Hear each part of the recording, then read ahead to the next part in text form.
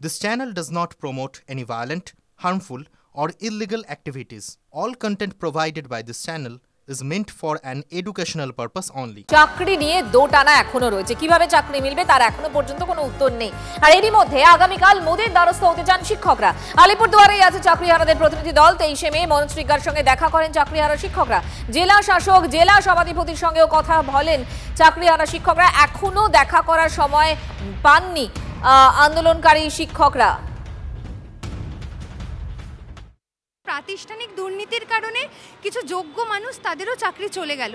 তো আমরা একজন দেশের প্রধান হিসেবে তার কাছে অনুরোধ জানাচ্ছি যে এই সৎ, এই যোগ্য মানুষগুলো তারই তো দেশের মানুষ।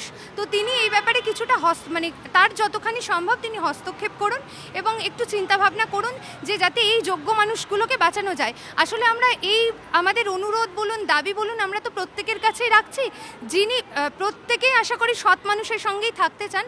তো যার যেভাবে সম্ভব তাকে সেভাবেই আমাদের পাশে এসে দাঁড়াতে বলছি। ঠিক সেইভাবেই একজন দেশের প্রধান হিসেবে তাকে আমরা আমাদের পাশেও চেয়েছি। পরীক্ষায় বসতে হবে চাকরিহারাদের। সুপ্রিম কোর্টের নির্দেশে মেনে 30শে মে নতুন করে পরীক্ষার বিজ্ঞপ্তি দেবে রাজ্য এবং পাশাপাশি রিভিউ পিটিশনের রায় পক্ষে গেলে সেই অনুযায়ী ব্যবস্থার রাস্তাও খোলা রাখছে রাজ্য সরকার। 2016-র পর 2025 রাজ্যে আবার এসএসসি পরীক্ষা। 2016-র প্যানেল বাতিলের পাশাপাশি সুপ্রিম কোর্টের নির্দেশ ছিল যে 31শে মের মধ্যে নতুন করে পরীক্ষার বিজ্ঞপ্তি প্রকাশ করতে হবে এসএসসিকে। মঙ্গলবার সেই ঘোষণাই করলেন মুখ্যমন্ত্রী। এখনই কথা বলা উচিত না আমরা পরীক্ষা দেব না, দিচ্ছি না, দিতে পারবো না, তাহলে তো চাকরিটাই থাকবে না। এটা তো আমাদের অর্ডার নয়, এটা সরকারের অর্ডার নয়, এটা আমাদের কিছু উদ্দেশ্য প্রণোদিতভাবে কিছু স্বার্থপর মানুষ গভর্নমেন্ট কোর্টে গিয়ে এটা ক্যান্সেল করেনি লিস্ট, তারা লিস্টটা বাতিল করেছেন তাদের নিজেদের স্বার্থে। আজকে তারা আবার বন্ধ হয়ে ঢোকবার চেষ্টা করছে সুপ্রিম কোর্টের আদেশ অনুযায়ী। আপনারা প্লিজ অপশান 2টাকেও কাজে লাগান, অপশান 1টাকেও কাজে লাগান। অপশান 1 যদি হাত থেকে বেরিয়ে যায়, তারপরে যদি অপশান 2 রিভিউ করে আমরা যদি বিচার না পাই, তাহলে কিন্তু আপনাদের আর সুযোগ থাকবে না চাকরিটা ফিরে পাওয়ার। আমরা চাই আপনারা চাকরি ফিরে পান। অপশান 1টাও হাতে রাখুন, যথাসময়ে অ্যাপ্লিকেশনটা ফেলে রাখুন। আমরা মানবিকভাবে তুলে ধরব যাতে তাদের লিস্টটা বাতিল করা না হয় এবং তারা যেন চাকরিতে সুযোগ পায়। যেটা করে যাচ্ছে সেটা থেকে যেন বিরত না হয়।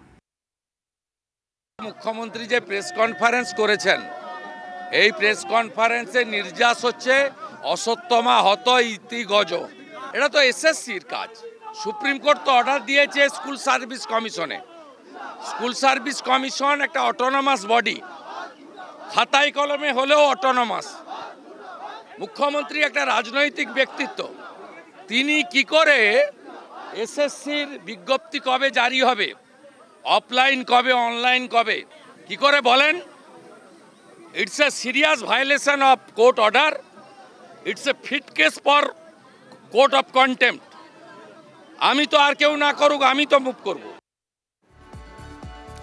এই মুহূর্তে যে খবর আপনাদেরকে জানাচ্ছিলাম যে শিক্ষকরা তারা এখনো দোটানার মধ্যে রয়েছেন, তারা প্রধানমন্ত্রীর সঙ্গে দেখা করতে চান আর তার জন্যই মনোজ টিগ্গার সঙ্গে তারা যোগাযোগ করতে চান, দেখা করেছেন তারা। এই মুহূর্তে মনোজ টিগ্গা আমাদের সঙ্গে রয়েছেন টেলিফোনে।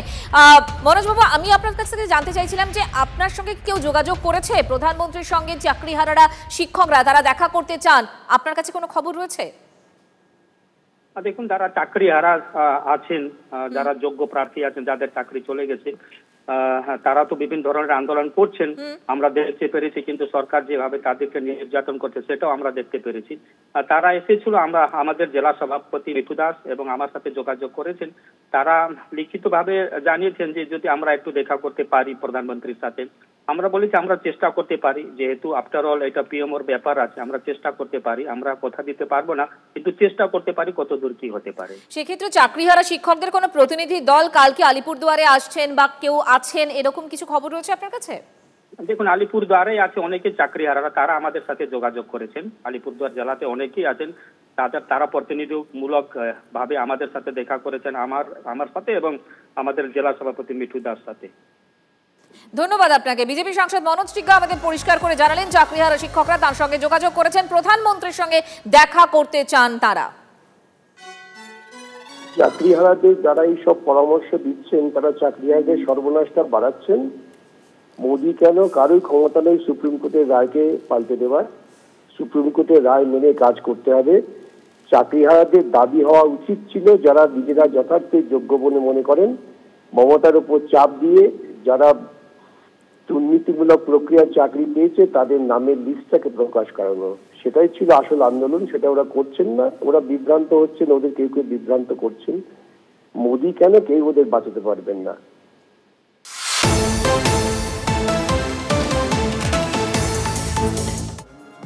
এই মুহূর্তে মেমারি থেকে একবার নজর রাখতেই হচ্ছে, কারণ মেমারি থেকে চাঞ্চল্যকর খবর। স্বামী স্ত্রীর নলি কাটা দেহ উদ্ধার বাড়ির সামনে থেকে, এবং অনুমান করা হচ্ছে যে হয়তো এই দেহ লোপাট না করতে পেরে বাড়ির সামনেই তাদেরকে ওভাবেই ফেলে রেখে পালিয়ে যায় খুনি। এবং এই ঘটনার পর থেকে কিন্তু তাদের অর্থাৎ ওই দম্পতির ছেলে সে নিখোঁজ। এই মুহূর্তে এমনটাই তথ্য সামনে আসছে।